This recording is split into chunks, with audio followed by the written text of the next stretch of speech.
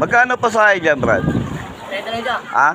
30. 30? Hanggang doon na yun sa plaza. Oo. Ilang biyahe na kayo? Ngayon pa lang yun. Ah, ngayon pa lang?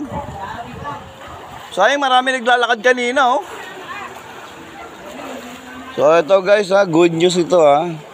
Dahil meron na po tayong transportation dito sa kahabaan ng Don Basilio Bautista. Ayan po. So, yung mga ayaw mabasa dyan, ayaw lumusong. Ayan. Meron na po tayong transportation.